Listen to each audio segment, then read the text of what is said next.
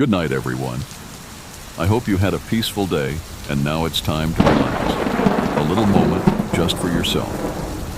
As you lie down in bed, let your eyes slowly close and your body unwind. We are right here with you, ready to take you on another gentle journey through the night. Welcome to Stories for Sleep. I never used to believe in bedtime rituals. I thought saying goodnight was just a polite thing, a habit, not something that mattered. But I was wrong. Because now, if I don't whisper goodnight out loud before I fall asleep, something hunts me. And it doesn't stop until it hears it. It all started 6 weeks ago. It was just another ordinary night. I had brushed my teeth, climbed into bed, and turned off the lamp. I didn't say anything. No texts, no calls, no prayers. Just closed my eyes and went to sleep. But I woke up in the dark, 2:38 a.m. Something felt wrong. The room was too quiet, too still. Then I felt pressure at the foot of my bed, like something had just stepped onto the mattress. I froze, didn't move, didn't breathe. Then I heard it, a whisper, so close to my ear it made my skin crawl. "You forgot." I jumped up and turned on the light. No one was there. The room was empty. I thought maybe I'd had a nightmare, a sleep paralysis episode. I laughed it off.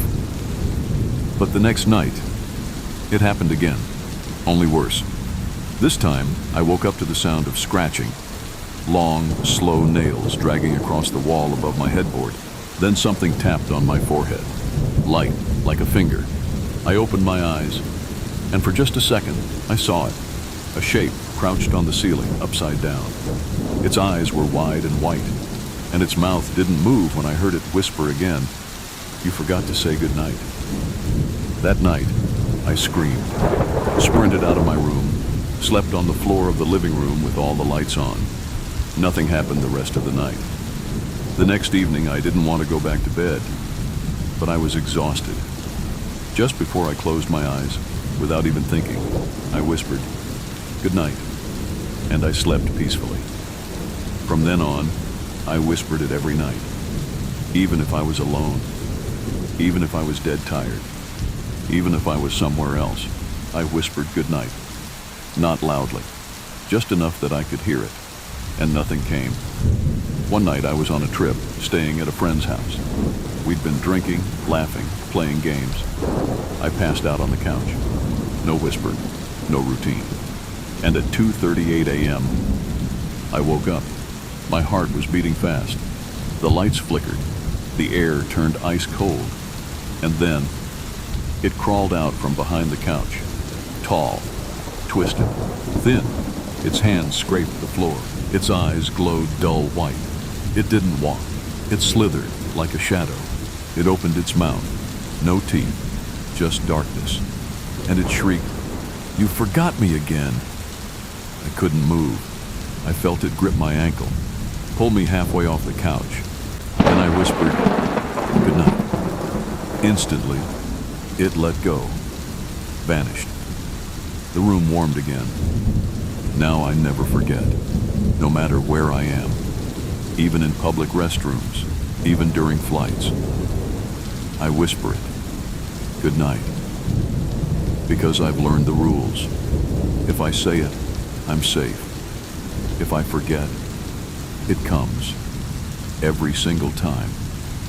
And each time, it gets braver, stronger, closer. Last week, I accidentally whispered night instead of the full word, and it showed up, smiling, whispered back, "That's not enough."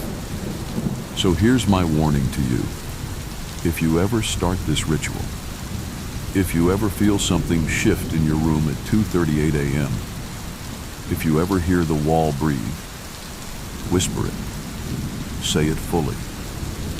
Good night. Because once it hears it, it leaves. But the moment you stop, it waits and hunts. It was supposed to be a quick overnight stay. I was driving cross-country, visiting my cousin in a small town I'd never been to before, Winchester Valley, a quiet place full of farmland, winding roads, and nearly identical homes with big porches and long driveways. He had sent me the address over text, 17 Willow Bend Lane. I arrived just before sunset. The house looked exactly like he'd described. White paint, green shutters, a rocking chair on the porch. His car wasn't in the driveway, but I figured he had stepped out. I tried the door. It was unlocked. I stepped inside, calling out, "Hey man, I'm here." No answer. The lights were off, but the house didn't feel abandoned. There was a faint smell of fresh bread, like someone had been in the kitchen earlier. I dropped my backpack on the couch and sent a text. "I'm here. Door was open. Let me know when you're back." No reply. It was a long drive. I was exhausted. I found a guest room with clean sheets and a nightstand lamp. Everything looked neat, untouched even. I didn't question it. I just laid down and fell asleep within minutes. I woke up at 2:11 a.m. The house was completely silent. Too silent. I couldn't even hear crickets outside. And then I noticed it. The door to my room was open. I was sure I had closed it. I sat up. Footsteps. Not fast, not loud. Just slow, deliberate steps down the hallway. I called out, "Cousin, is that you?" No response. Only footsteps. Then they stopped, right outside my door. I didn't move. My breath caught in my throat. Then I heard a whisper, not from the hallway, but inside the room, behind me. "You don't belong here." I jumped up and turned on the light. There was no one there, no one in the hallway, no one behind me. But the air was cold, and the walls suddenly looked older, dirtier than I remembered, as if decay had spread in the short time I slept. I grabbed my phone.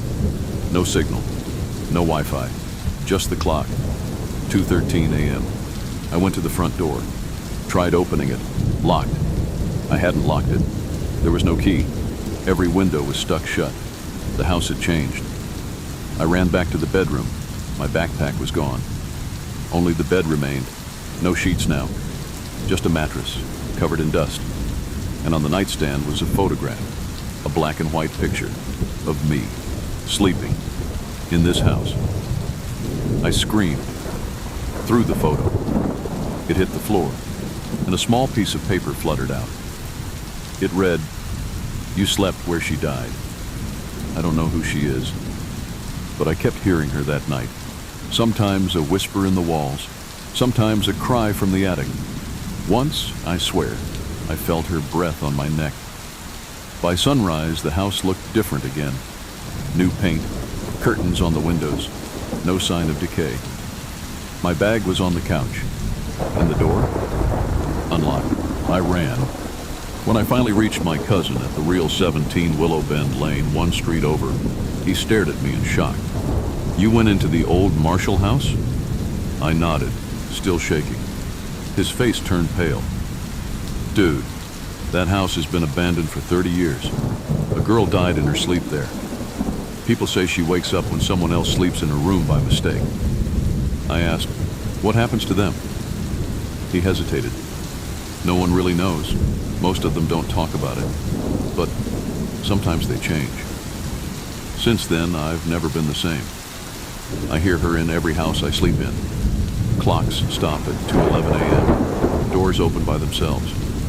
And once, I looked in the mirror and saw her, smiling, standing behind me. So if you're ever traveling through Winchester Valley, check the number on the house. And if you hear soft footsteps in the night, don't move, don't breathe. And whatever you do, don't fall asleep in the wrong house." I've always had trouble sleeping.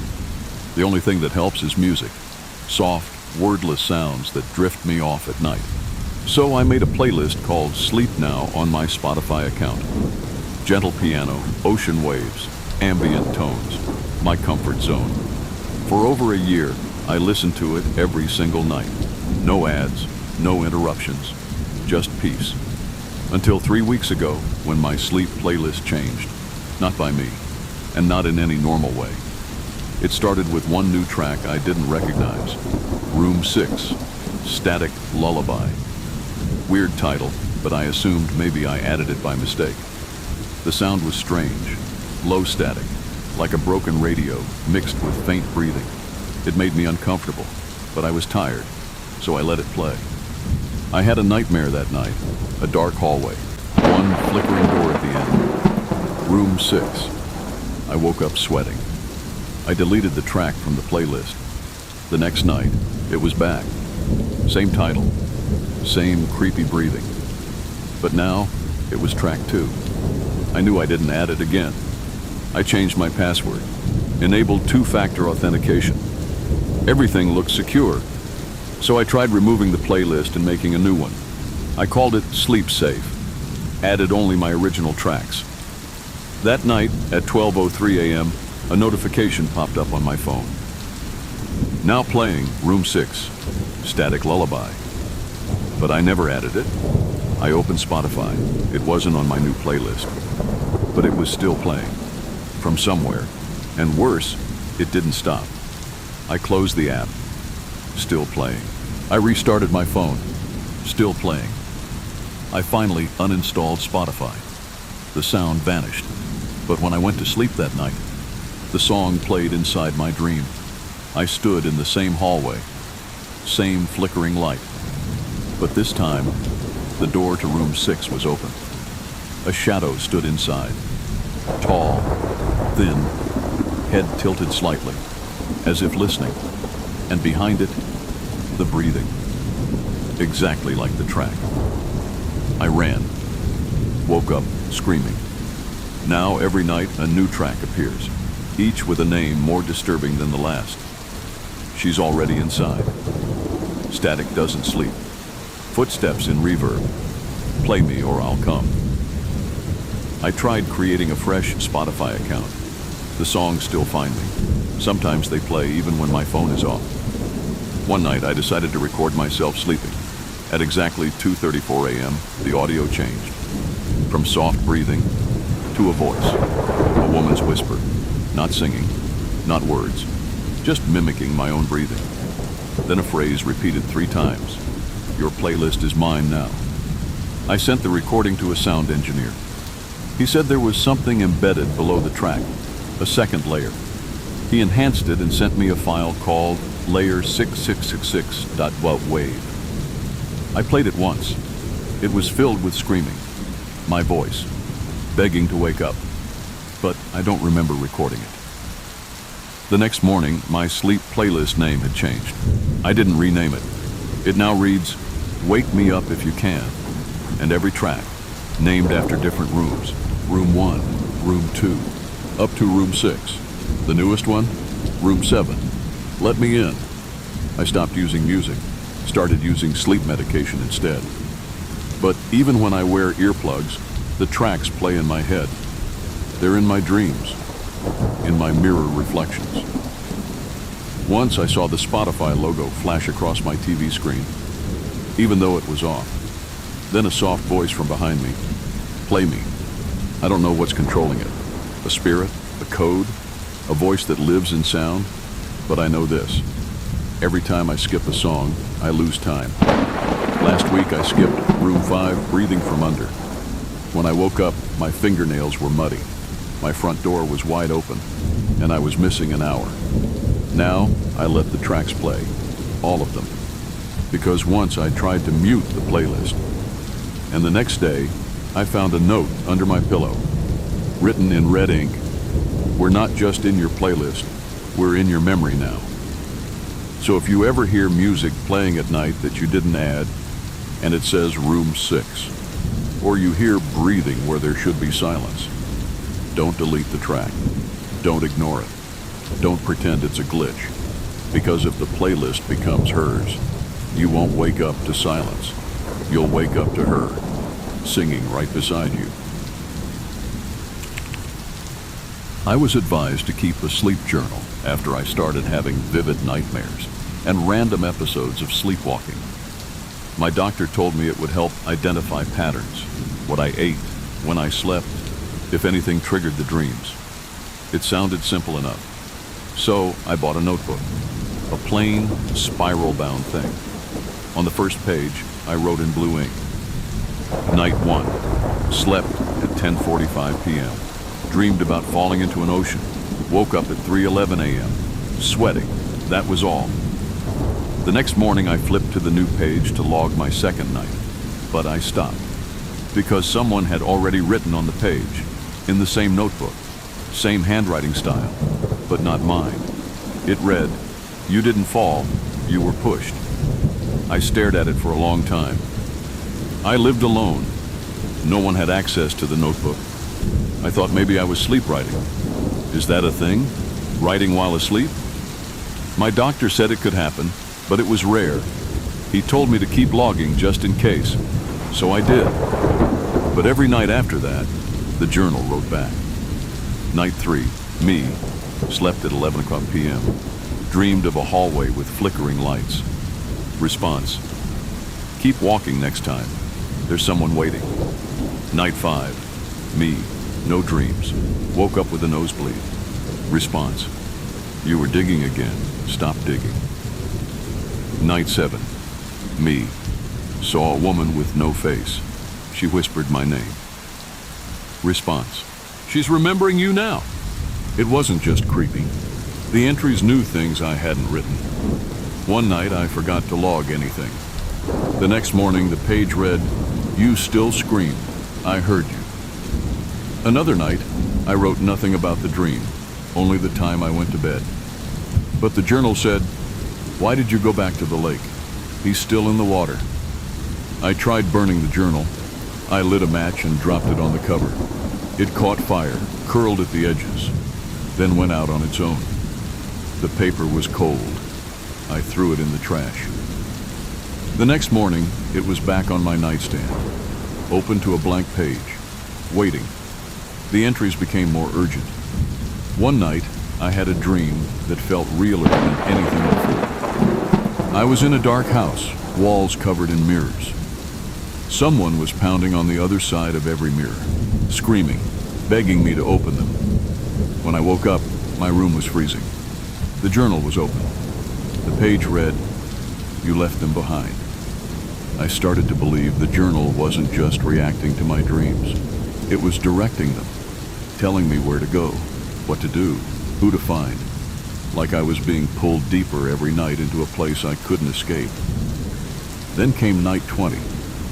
I woke up on the floor, scratches on my arms, dirt under my fingernails, and the journal now had two sets of handwriting, mine and someone else's. Their entry said, thank you, I've made it through. And below that, written in a shaky version of my own handwriting, I'm still there. I realized something horrifying. I never woke up. That version of me, the one writing in the journal now, it wasn't me. It was something else. And I'm the one trapped in the dreams now, begging, screaming, writing back through pages I can't control. I tried to warn myself. I scratched messages into the margins, wrote backward in dreams, spoke through reflections. But the other me just keeps writing normal entries, smiling in the mirror, living my life, sleeping in my bed. And now, I feel her again. The woman with no face. Only this time, I can hear her laugh. The laughter echoes through the blank pages ahead. I don't know how many more nights I'll get, but if you're reading this, if you ever find a journal that writes back, burn it and pray it doesn't come back, because once you write in it, it remembers and it never lets go.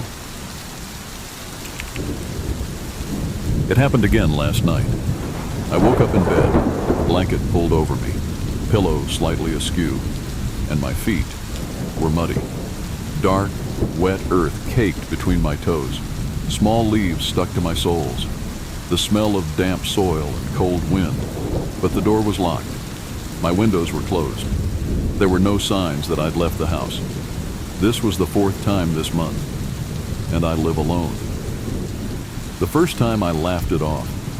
Maybe I'd walk barefoot outside to get something from the porch. Maybe I was just too tired to remember. It was summer. It made sense. But it didn't stop. It got worse. By the second time, I started taking precautions. I placed a motion detector near the door. I put my shoes in the closet and locked it. I even placed flour on the floor, like in movies, to check for footprints. The next morning, no prints, no door movement, no alarm. But the bed was dirtied again, and the mud was fresh. I asked my neighbors if they'd seen anything. Mrs. Connors from across the street said something strange. "You know that land behind your house used to be part of the old woods. People say weird things happened back there. The ground remembers." I didn't understand what she meant, but I started paying attention to my dreams. That's when things truly got terrifying.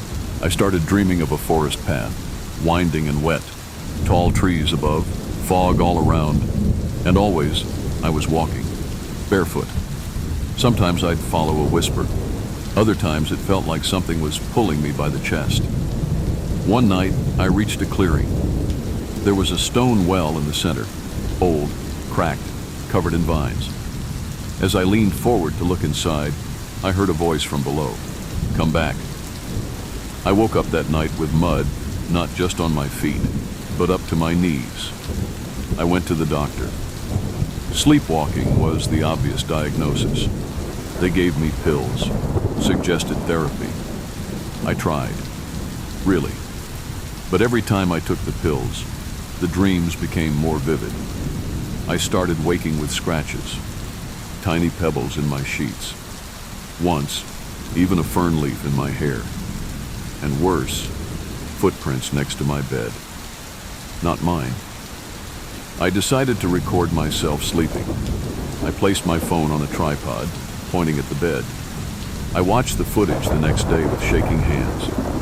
At 2:47 a.m. I sat up. Not slowly, suddenly, like I was listening to something. Then I got up and just stood there, facing the wall, for almost 9 minutes. Then I whispered something, "I'm coming," and walked off screen. But the door never opened. I was never seen leaving. I was just gone for 2 hours. And then, at 4:59 a.m., I walked back into frame, covered in dirt, smiling. And as I lay down, I whispered, "Thank you for waiting." The next night, I tried chaining my ankle to the bedpost. It was a soft restraint, just to test. The following morning, the chain was unlocked, neatly coiled on the floor. My feet? Filthy. In the dream that night, I reached the well again. This time I climbed down, stone by stone, deeper into the dark.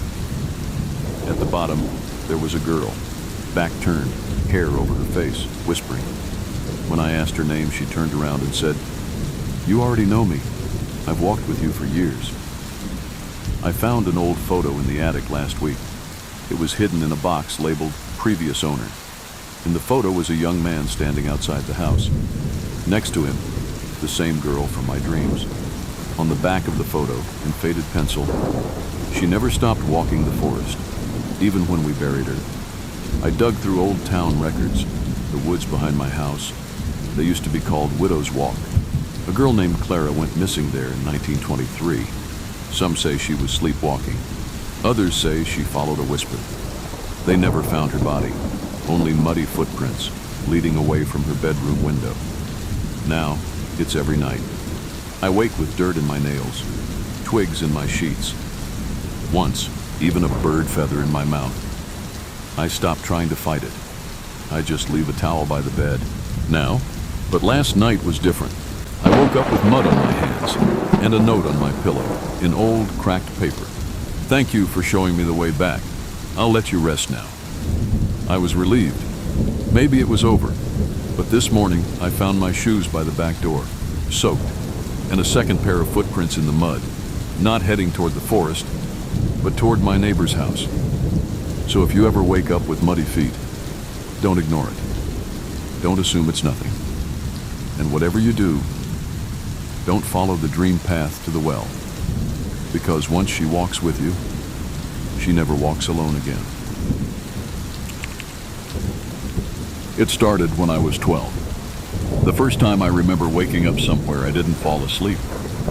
I went to bed in my room, woke up on the roof of our house, still wrapped in my blanket, still in my pajamas. No ladder, no explanation. Just cold morning wind and birds staring at me. My parents thought I was sleepwalking. Doctors said it was stress. I started therapy, changed diet, meds. Didn't help, because every seventh night, like clockwork, I woke up somewhere else. Sometimes it was harmless, in the bathtub, under the dining table, on the porch swing. Other times, much worse. One time I woke up in our neighbor's garage, lying between toolboxes. Another time, I was in the middle of a field I'd never seen before. But the scariest part wasn't the where, it was the how. No doors were open, no windows broken, no cameras caught a thing. One minute I was asleep in my bed, the next, gone. By the time I turned 20, I had accepted it. Every seventh night I tied myself to the bed with soft restraints. Didn't work. I'd still wake up somewhere new, but the restraints were always neatly removed, coiled beside me, like someone had unlocked them, carefully. It wasn't until last year that I started keeping track. And that's when I noticed the pattern. Not just the 7-day cycle, but the places. They were all connected. I mapped them on Google Earth. Every location formed a perfect circle, with my house at the center. Each place exactly 7 miles apart. I told my friend Daniel. He was the first person who didn't laugh. He offered to stay over during the 7th night and set up cameras. We did it. He mounted cameras in my room, locked all doors, even sat outside my door all night. Still, I was gone by sunrise. And this time, I woke up inside his car, parked at a gas station 2 towns away. The driver's seat was reclined, keys still in the ignition, and there was mud on the floor. Daniel never stayed over again. I started noticing new signs each cycle. Small bruises on my feet, faint cuts on my hands. Once, a blister on my tongue. Then came the dreams. I began dreaming of an old cabin in the woods, empty, cold, full of mirrors. And in every mirror, myself, standing still. But my reflection blinked late, or smiled when I didn't. One night I finally made it to the cabin in real life, woke up inside it, surrounded by broken glass and torn blankets. That night I wrote a message on the wall using charcoal. If you see this and it's still night, wake up. Next 7th night, I woke there again. The message was still there, but a second message had been added underneath it. You're already dreaming. I tried moving houses. Didn't matter. The curse, or whatever it was, followed me. Hotels, Airbnbs, friends' couches. Still, on every 7th night, I disappeared. And always to a new place, sometimes nearby, sometimes dozens of miles away. Once, I even woke up in a cave, curled between damp rocks, with wax from a candle beside me. But I never remembered how I got there. Then came the worst night of all. I woke up in a basement, strapped to a chair, a flashlight flickering above me, and carved into the floor in circles. Sleep is a door. I screamed, but no one came. I sat there for hours until the morning sun peeked through a tiny window. Then I blacked out. When I woke up again, I was back in my bed, door still locked, cameras untouched. That's when I realized I wasn't just waking up somewhere new. Something else was waking up in my place. On the 7th night, while I sleepwalk, it sleepwalks into my body. And maybe, just maybe, it doesn't always leave. Now I've started to notice things I didn't before. My toothbrush is sometimes wet before I use it. The fridge has food I never bought. My browser history shows places I've never searched. And one day, Daniel messaged me, "Hey, weird question, but why did you come by my place last Thursday? You looked off. You didn't talk, just stood outside my window, then walked away." That was the 7th night. I don't think I'm alone anymore. Every 7th night, I sleep somewhere new, but I don't think I'm the one choosing where I go. And when I come back, I'm starting to wonder, Is it really me that wakes up, or just what's left behind? It began with small things: a sock disappearing, the living room lights turning on by themselves, music playing from my Bluetooth speaker, even though I hadn't touched it. I blamed it on stress, on working too many hours, on living alone for the first time. But then, my toothbrush ended up in the freezer. I woke up early, groggy and half asleep, stumbled into the bathroom ready to brush my teeth. But my toothbrush wasn't in the holder, not on the counter, not in the sink. I searched everywhere. And finally, I opened the freezer. There it was, right next to a frozen bag of peas, frosted over, bristles stiff. I stood there for a long time, staring, trying to remember. Did I do this in my sleep? I laughed nervously, took it out, ran it under hot water, and threw it away. Bought a new one, didn't think much of it, until it happened again. A week later, the second toothbrush was missing. I found it in the freezer again. Only this time, it was in a Ziploc bag, like someone had carefully sealed it for storage. I knew I hadn't done that. I live alone, no guests, no sleepwalking history. Still, I told myself maybe I was moving things without realizing it. But then, it wasn't just the toothbrush. My phone ended up in the microwave, my keys in the washing machine, a slice of bread under my pillow.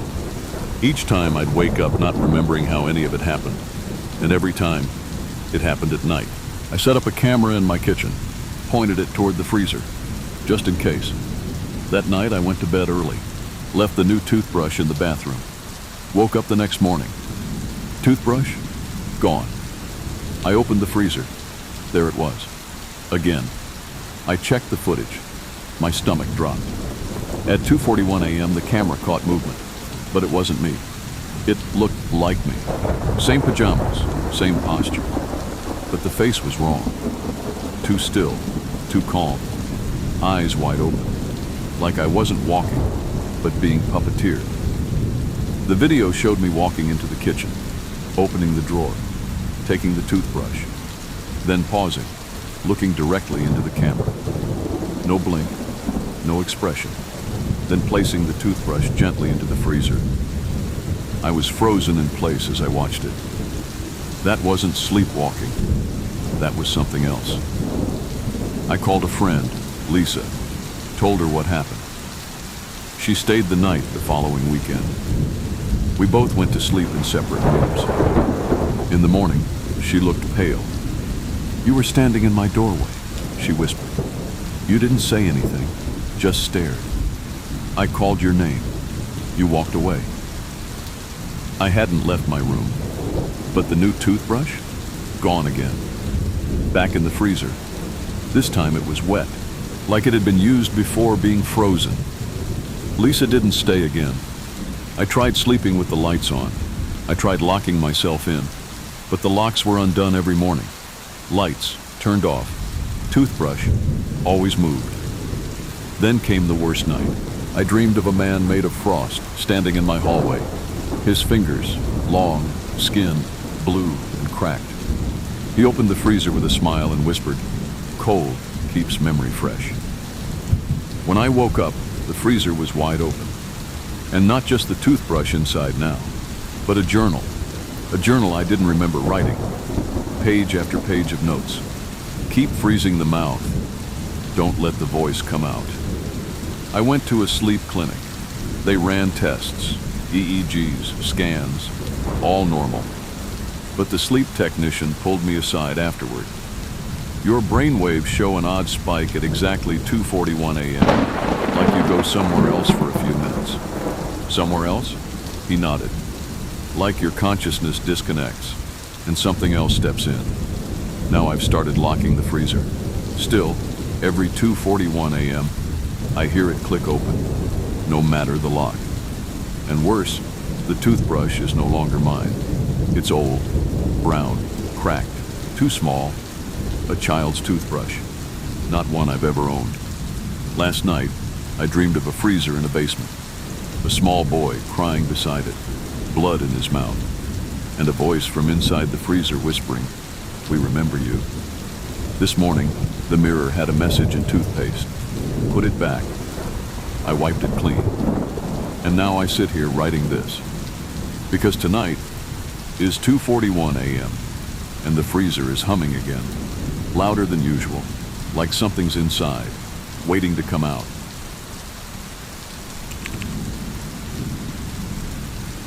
I never used the attic. It was dusty, full of spider webs, and the wooden stairs creaked like they were screaming every time you touched them. When I bought the house last spring, the real estate agent said, "You'll probably never use that old thing." She was right, until the sleepwalking began. At first, it was small things.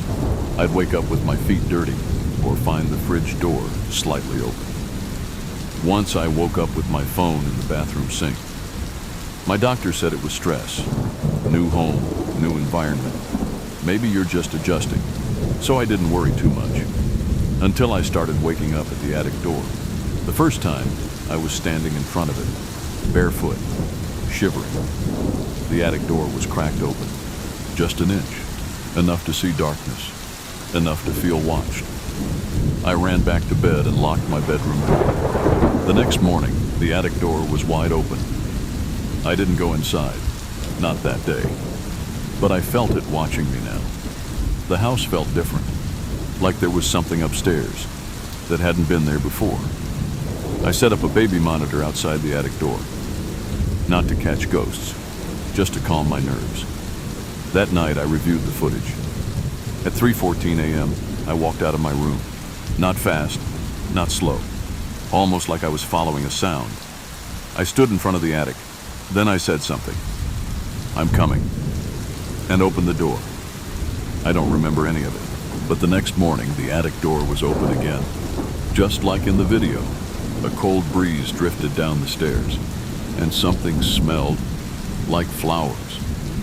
The third time I sleepwalked, I woke up halfway up the attic stairs, hands on the steps, head tilted up, like I had frozen mid-climb. I looked down. There were fingerprints in the dust above me, tiny, child-sized fingerprints.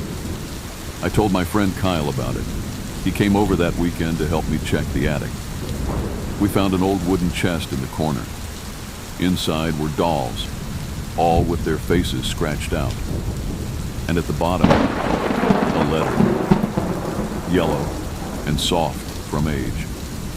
To Mary, stay in the attic like you're told. You know what happens when you come down. M. That night, Kyle stayed over. At 3:14 a.m., I woke up screaming. Kyle rushed into my room. I was under the bed, clutching one of the attic dolls I hadn't touched. After that, Kyle refused to come back. I started keeping a journal of everything. The dreams, the noises, the voice that started whispering in my sleep. Come back. It's cold without you. One night, I gave in. I let myself go up the stairs, wide awake. The attic was completely dark, except for a small candle burning in the center. Next to it sat a little girl, no older than 7. Her dress was torn, hair tangled, eyes black, hollow, like empty tunnels. She looked up at me and said, "I knew you'd come back." I backed away, fell down the stairs, slammed the attic door shut. I locked it, nailed it, even pushed a heavy dresser in front. But the next morning, the door was open again, and on the inside wall, scratched deep into the wood, "Don't leave me again." I researched the house. A girl named Mary lived here in 1926. Her parents were strict, some say abusive. The story goes, they locked her in the attic as punishment. She died there, alone, cold, forgotten. Now, I think she's attached to the house, to anyone who sleeps here, and somehow, she thinks I'm her. Each sleepwalking episode takes me higher, closer. I've started sleeping on the couch, far from the stairs. But every 3:14 a.m., something drags me closer to that door. My feet move without me. Last time, I woke up with attic dust in my mouth. And last night, I found my pillow in the attic, laid perfectly beside the candle. I think Mary wants me to stay with her, to never leave the attic again. I'm not sure what happens when I reach the top and stay, but I'm afraid I'm almost there. And once I lie down beside her, I won't wake up as me anymore. The first thing I noticed when I woke up was that the ceiling wasn't mine. It was old, cracked, and slightly yellowed in the corners, like from years of smoke or damp air. The light bulb above buzzed softly. I sat up slowly. The bed I was in wasn't mine. The sheets were worn. The room smelled faintly like lavender. And something else. Mildew, maybe. And worst of all, I didn't recognize anything. My heart started racing. I looked around. No photos, no mirrors. Just faded wallpaper with tiny blue flowers peeling in spots. There was an old dresser, a single wooden chair, a closed window with thick curtains. I stood up, dizzy. My clothes weren't mine either. I was wearing a white nightgown, one I had never seen before, and on the bedside table was a glass of water, half full, still cold, like someone had just left. I tried the door. It was unlocked. I stepped into a narrow hallway. Wooden floors creaked with each step. Several closed doors, one at the end of the hall, slightly open. I walked toward it, heart pounding. Inside was a kitchen, old, still, a kettle on the stove, no noise. But what caught my eye was the framed photo on the wall. 3 people, a woman, a man, and me. Only, I had never met those people in my life. My hands started shaking. I turned to leave and nearly bumped into an old man. He was standing in the doorway, eyes wide, tears welling up. "Anna?" he whispered. "Is it really you?" I didn't know what to say. "I'm not Anna." I said, "I think there's been some kind of mistake." His hands trembled. He walked closer, studied my face. You look just like her." He led me to the living room, sat me on a couch with a patchwork quilt. He moved slowly, like every step was pain. I told him everything, that I had gone to bed in my apartment across town, that I lived alone, that I worked at a bookstore, and now I had woken up here in his house wearing clothes I didn't own. He listened carefully, never interrupting. Then he said, "Anna was my daughter. She went missing in 1987. This was her room." I felt sick. No, I couldn't be her. I wasn't even born then. But the photo, the nightgown, the way the room looked, lived in, it didn't make sense. He said the room had been untouched since she vanished, but someone had recently slept there. The sheets were fresh. The water was cold. I tried calling my phone, but it wasn't in my pocket. The man said he hadn't seen any phone, no purse, no ID. He offered to drive me to the police. I agreed. We got into his truck. It was ancient, barely ran. I kept quiet the whole drive. But as we reached the police station, something was wrong. There were no cars outside, no lights on, and the town looked off. The streets were empty, the signs faded, no one was around. We walked up to the door, locked. The man frowned. "This place never closes," he muttered. That's when I noticed the calendar inside the window. The date read, March 12th, 1987. I backed away. "This isn't real," I whispered. "This isn't real." He looked at me. "Maybe you're not supposed to leave just yet." I ran. I sprinted through the streets. All the stores were closed, curtains drawn. Every house had a porch light on, but no shadows inside. I finally stopped at a phone booth, picked up the receiver. No dial tone, just a faint voice whispering, "Come home, Anna." I collapsed in a park, fell asleep from exhaustion. When I woke up, I was back in my own apartment. Same clothes I went to bed in. Phone on the nightstand. Nothing out of place. But something felt different. The air smelled like lavender. And on the floor beside my bed, the same white nightgown, folded, clean. I thought it was over. Until the next week, when I woke up in another strange house.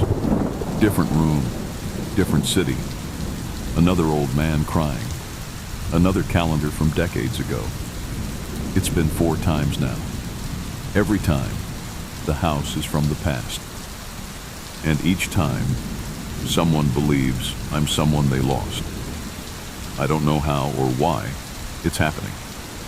But I fear that one day, I won't wake up in my own bed again. And when that day comes, will I still be me? Or just a memory that found its way home through someone else's dream?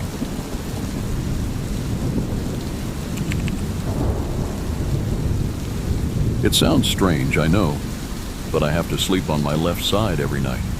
Not because it's comfortable, not because of health, but because if I sleep on my right side, she comes, and she doesn't come quietly.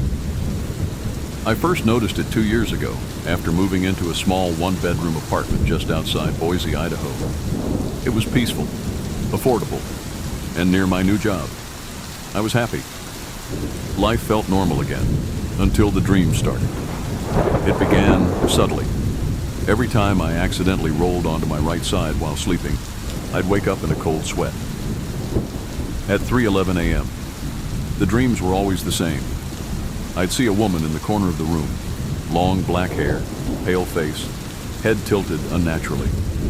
She'd just stand there, half in shadow, not moving, not blinking, just watching. At first I thought it was sleep paralysis, but the more it happened, the more real it felt. Until one night, I woke up and saw her, not in a dream, but in the mirror across from my bed. I was lying on my right side. I turned quickly. No one was there, but the mirror still showed her. That's when the rule became clear. If I sleep on my right side, she appears. If I sleep on my left, she stays away. I tested it. 3 nights on my left side, no dreams, no shadow. Then one night, I turned over again, without thinking. And at 3:11 a.m., I woke up gasping. My entire room was ice cold, and she was sitting on the edge of the bed, closer than ever, whispering. You turned. I screamed, flipped the lights on. She vanished. But the next morning, I found a long black hair on the pillow beside me. I live alone. I started building a system to keep myself safe. I pushed pillows behind me to prevent rolling, tied a scarf around my waist and anchored it to the wall. Set alarms for 3:10 a.m., just in case. It worked, for a while. Then I got lazy. One night, I skipped the setup. I had a stressful day, forgot the scarf, told myself I was overthinking. At 3:11, the alarm rang. I was on my right side again. The bed was shaking, but only under me. The wall above my head cracked, just slightly, and from the ceiling, a drop of black water hit my cheek. I looked up. She was on the ceiling, crawling. Her neck twisted as she turned her face toward mine and smiled. I screamed myself hoarse, but nothing came out. Then I heard it. A voice, but not hers. A whisper, like someone else was in the room. She's closer now. From then on, she started leaving marks. Red handprints on my arms, thin bruises around my neck. The doctor said I was likely hurting myself in my sleep. I didn't argue. What could I say? That a ghost was punishing me for turning in bed? I searched for help, spoke to priests, psychics, sleep doctors. No one could explain it. Until I found a forum, a post from 2006 buried deep in a dream discussion board. The user had the same experience, only instead of sleeping on the right, they had to sleep facing the door. Their final post said, "She moves when you forget, and she remembers when you lie." Now, even during naps, I force myself onto my left side. I won't let myself fall asleep facing the wrong way, because the last time I slipped up, she left a note beside my bed, scratched into the wall in letters too thin to be from a pen. It read, "Almost mine." I can't run. I've tried sleeping in hotels, different beds, even couches. But she follows the rule, not the room. Once I tied myself down completely, but somehow I still woke up turned, and she was lying beside me, breathing, whispering, "You turned again. Soon you'll stay turned forever." Now I don't sleep peacefully. I sleep scared, facing left, always. If I feel myself roll, I force my body back, even in pain, even if my arm goes numb, because if I don't, she'll crawl closer, whisper louder, until one day, she doesn't disappear at dawn, and I wake up, with her face right next to mine.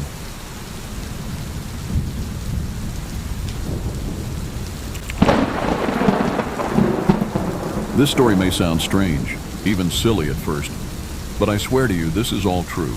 If I ever skip my midnight tea, a spirit comes to visit, and each time it comes, it stays a little longer. It started last winter.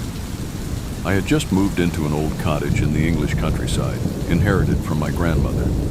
She was a quiet, strange woman, always sipping tea at midnight by the fireplace. She'd never miss it, not once. When I was a child visiting her, I'd wake up to the smell of jasmine and rose hips around 12 a.m. She'd be sitting in her robe, sipping tea, staring into the fire. Once I asked her why. She only said, "It's polite to keep our visitors happy, dear." I thought she meant neighbors, or night birds.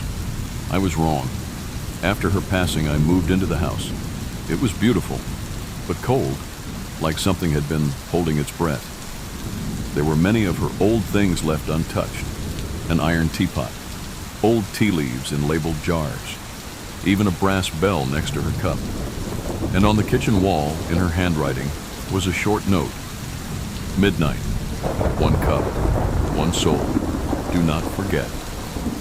I assumed it was one of her poems, until I skipped the tea. The first night, I forgot entirely. I was tired, unpacking, and went straight to bed. At exactly 12:01 a.m., I heard the bell, the small brass bell, the one I hadn't touched. It rang once, then silence. I went into the kitchen. Everything was in place, except the kettle. It was boiling, but I hadn't turned it on. The next night, I remembered. Made tea just before midnight. Sat quietly, sipping it in the same spot she always did. Nothing strange happened, but I started to feel like someone was sitting beside me. The air was warmer, almost calm. So, out of respect, I whispered, "Good night." That routine became normal. Every night I made tea at midnight, sat in silence for 10 minutes, drank slowly, whispered good night. It was peaceful. Until one night, I broke the ritual again. I had a friend visiting. We stayed up late talking. I didn't tell him about the tea. I didn't want to seem weird. By the time I looked at the clock, it was 12:23 a.m. Too late. I laughed it off. My friend went to sleep in the guest room. I tried to sleep too, but something was off. At exactly 3:33 a.m., I woke up. The room smelled like burnt flowers, like petals turned to ash. And then, the bedroom door creaked open, slowly. No footsteps, no wind, just the sound of the bell. Once, then a soft voice behind me. "You forgot us." I couldn't move, my body frozen, eyes wide open, staring at the wall. I heard breathing, slow, cold, and a finger brushed down my spine. When I could finally turn around, the room was empty. But the kettle, boiling again. After that night, I never missed tea again. I tried once more just to test it. I waited, curious. 12:01, nothing.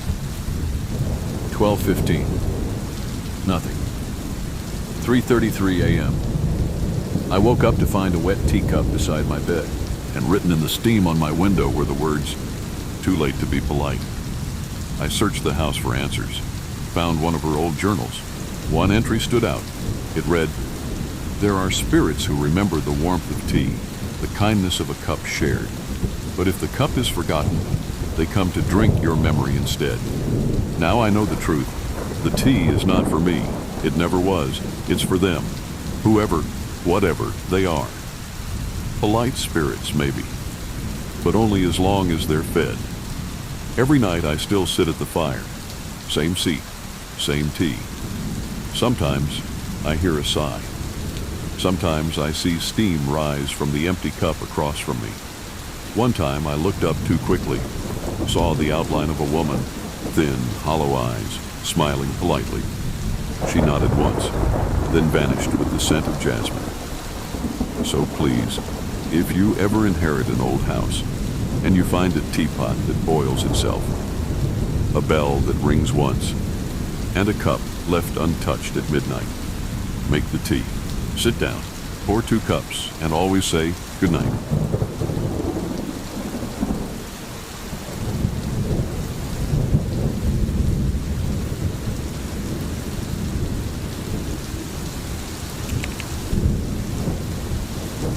I never owned an alarm clock. I always used my phone. Set it to 7:30 a.m. Vibration only. So the first time I heard the alarm clock ring, a loud, old-fashioned metal bell sound, it confused me. It was coming from under the floorboards, and it rang at exactly 3:06 a.m. At first I thought it was a neighbor, maybe someone below me in the apartment complex. But my building has no basement, just a concrete foundation beneath the wood flooring, and I live on the ground floor. Still, I shrugged it off. Maybe I was dreaming. But the next night, the same thing happened. 3:06 a.m. A loud metal alarm bell, like the kind you twist to wind up, coming from below my bed. I got up and checked everything, lifted the rug, tapped on the floor. Nothing. I even put my ear against the wooden planks. Silence. But the moment I turned away, it rang again. One loud, final ding. I froze. That wasn't my imagination. I started recording the sound using my phone, set it to record overnight, placed it on the floor. The next morning, I played it back. Nothing for hours, until 3:06 a.m. A faint ticking sound. Then, the loud ring, ring, ring of an old alarm clock, followed by something worse. After the ringing, a faint voice whispered, "Wake up." I took the recording to the building manager. He said no one had ever reported anything like it. And then he added something strange. This used to be 2 apartments. The one next door collapsed in the 90s during renovations. One of the workers disappeared. They say he was working under the floor. He laughed nervously. I didn't. The next night, I put my mattress on the living room floor, slept far from that spot. But again, 3:06 a.m., the alarm rang. Still faint. Still from the bedroom floorboards. Still followed by a whisper, "You forgot me." I was scared now. I couldn't sleep. I pulled up one of the wooden planks with a crowbar. Nothing unusual, just subflooring, dirt underneath. But there was a strange smell, dusty, metallic, like rusted iron and old blood. And something else, an old watch face, buried in the dirt, cracked, stuck at 3:06. I didn't touch it. I sealed the floor back up. That night, the alarm didn't ring. I thought it was over. But instead of the usual sound, I heard scraping, like metal being dragged across wood. Then the voice again, louder this time. "You covered me. I tried burning sage, praying, even slept with noise-canceling headphones, but nothing stopped it. At 3:06, every night without fail, I heard it. Until one night, I saw something worse.